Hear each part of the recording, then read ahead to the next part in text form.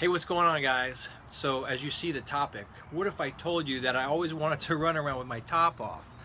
And that's the basis of this. So I'm going to start it with a question. How many of y'all have ever had a hard time letting loose? Like just the ability to relax for real. So where's this going? Well, last night my wife and I got a babysitter on a Sunday night, and it was a special occasion. We had finished this business, 3 days of working hard, and for the longest time we wanted to run around with our top off, meaning we wanted a convertible. So there was this pragmatic side of us that said we're parents and we have kids and we need something practical, and then there was this other side that said, hey, I want to live life. Can't we live life? So we went out and we got the convertible. So we go out to dinner last night. We had this great dinner, and afterward we realized that we'd only been out for like an hour. Hey guys, how you doing? We'd only been out for like an hour, and we have this babysitter. We never get a chance to go out as a couple. So I'm like, babe, what are we gonna do now? I feel bad going home early, and we got this convertible. Let's go scat around town. Let's go take it out on the highway. So we're on our way, but we're driving, and I look over at Angelique, and I know we're feeling the same thing. I know we're feeling the same thing. And I look over and I go, can you relax? Are you relaxed right now? And she's like, not really. And I go, me neither. Why? Because I have a feeling it's the same reason. And it was. We couldn't relax because we were so worried about the kids, if they were okay, what they were doing. And the bigger picture is here, there's so many people that have a hard time saying, let's chill and relax. So we kind of forced ourselves to it. Just like the same way you have to kind of force yourself to meditate, you have to force yourself maybe to sit down and read because you know it's good for you. You have to sit down and force yourself sometimes to block out everything else and relax. Eliminate worst case scenario from your head. Realize that the kids are with a babysitter and everything's cool. And I have an opportunity with my wife to be on a date with the top down on a beautiful night in Arizona to go out on the highway and let's see what this puppy can do. So we forced ourselves, and what we did is we tuned out everything else. We found some Led Zeppelin. I had to force her to listen to that. But we found some Led Zeppelin and some other songs, and we just cruised. We cruised. Now, how many people in the older generation that are watching this right now, listen to me, remember what cruising is like? Let's just take the car out. For what reason? We're not going anywhere for no other reason. Let's just chill and cruise. Sometimes driving therapy is the best therapy, right? So let's relate this. Are you guys having a hard time relaxing? Do you have to force yourself to let the noise in your head and the world just kind of tune out and do some things where you're not inundated by social media, where you're not constantly checking your cell phone? It's not easy. I do it all the time. My wife busts me. She's like, get off your cell phone. You're checking your business and all this stuff. So let's look at a vacation. On a vacation, so many people go on a vacation. The best idea, if you guys have never been on a cruise, I encourage you to go on a cruise. And the reason why is this. Because when you get your butt on a boat and you're out there in the middle of the ocean, guess what? You can't do anything else. There's no stoplights, there's no traffic, there's no phones. You're just out there and you're like, guess I got a party now. I guess I'm going to be forced to have a good time because I don't have the mainland and all the distractions going on. Go on a cruise. When my wife and I go, we go camping. Now you're looking at me going, Dave, you don't look like a camper. And you're right, I'm not a camper. So we do camping light. Like we actually go into the woods at a campground, but we have like the shower, and it's a little bit nicer version. So I'm kind of saying I'm a camper, but those of you who are real campers, I'm not a real camper. So here's a couple other instances about letting loose. I want you guys to let loose. My friend Damon, great guy. Now Damon I was talking to this morning, and at one point Damon couldn't even roll over and get out of bed. Okay? He was that out of shape and that sick, and he's made an incredible transformation. And Damon, you know I love you, and thank you for giving me this story this morning because it inspired me. And now he's going to do a mud run, right? So those of you know what one of these Tough Mudder, these mud runs are, not easy.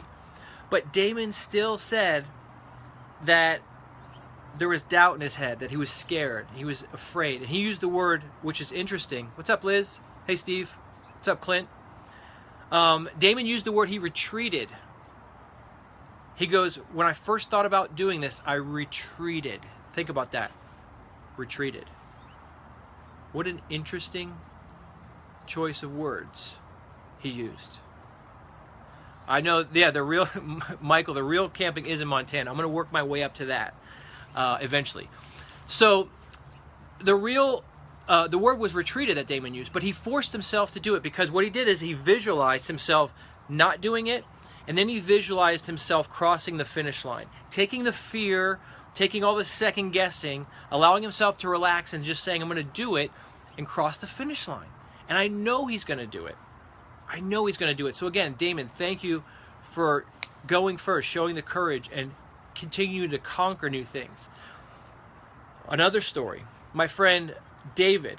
I always talk about David. Here's another guy, lost a ton of weight. He loved Arizona. Huge Cardinals fan. David, if you're watching, what's up, brother? Boring game last night, but I know you're a huge Cardinals fan. So David had this amazing opportunity. He comes to me one day and he says, I just got a job offer in Hawaii. Hawaii. But there was still this trepidation in his head. He goes, I don't know what to do. My life has been here. Everything I know is here. My safety net is here in Arizona. What should I do? And I said, you just told me you got a job offer in Hawaii and you're not going to take that because you're scared of the unknown? You got to relax and take it. So David's in Hawaii, and hey, that's a big jump, but he's doing it. He's doing it. So the whole lesson here is there's noise in our heads. Some people have a really hard time relaxing. There's always going to be noise. You have to force yourself to relax. You have to force yourself to overcome fear and do the things that aren't easy, because that's where the reward is. Last time I came to you, I was in Wisconsin. I had this beautiful background and I was relaxed. Now, not bad right there at home. Many of you guys know me now, but you don't know me when I was 19.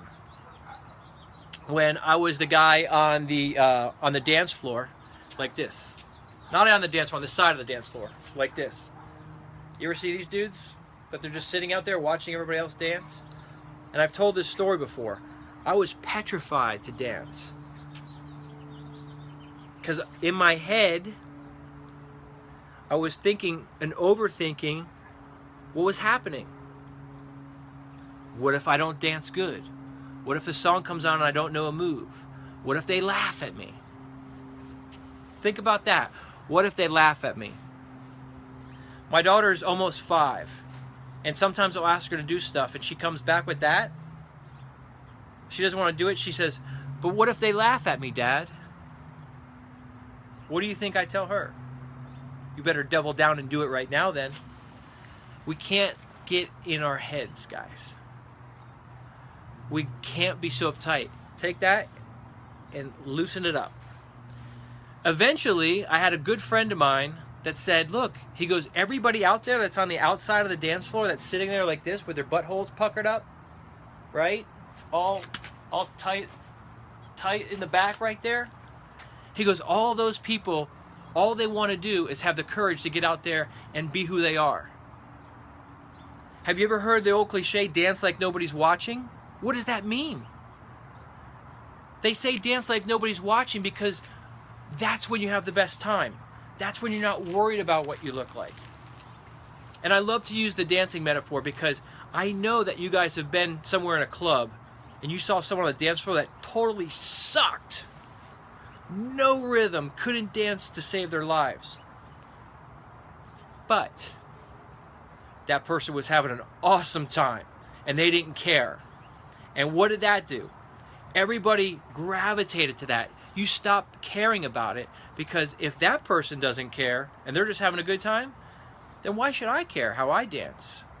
Sometimes people need a little liquid encouragement to get on the dance floor, but that's okay. Whatever it takes sometimes. Get out there on the dance floor. If you are a parent and you have kids, this Facebook memory things that keeps popping up, I mean, they just showed one of my daughter when she was 2. If you're a parent with kids, I know that every adult with kids or older person with kids tells you one thing every time. What do they say? Better enjoy this moment. They grew up really quick. I must have heard that 1,000 times, and it's only been 5 years I've been a parent. Why do they say that? Because it's the truth. You're right, Chris. They grow up quick. They grow up so quick, and before you know it, that little girl that could barely say a word is now nothing to do with you, because she's in her own little world. So I tell you what, you guys have the ability now to make a decision today, tomorrow, the next day, maybe next week or next year, whenever it happens, when it puckers up, or you start to overthink things, or you're out on a date with your wife on the town, and you got a convertible, and you're thinking, maybe I should get home. What if the kids are crying? What if the baby needs me to help fall asleep? What if I can't do the mud run? What if Hawaii is too far away of a place for me to move and I lose all touch with the mainland of my friends? And just do it anyway, man. It's not easy. If it were easy, then we'd all live this fearless life and just be doing things. And of course, sometimes as adults, we have to think of the consequences of our actions. But when you're on a vacation, be on vacation. When you're on a date, be on a date. When you're with your kids, be with your kids. See where this is going? So many times, and I feel guilty even telling you guys this because I've not mastered it yet. Okay, I'm going to be honest with you. I've not mastered it yet. And my wife is probably watching this going, when are you going to start doing this? Because I'm the squirrel.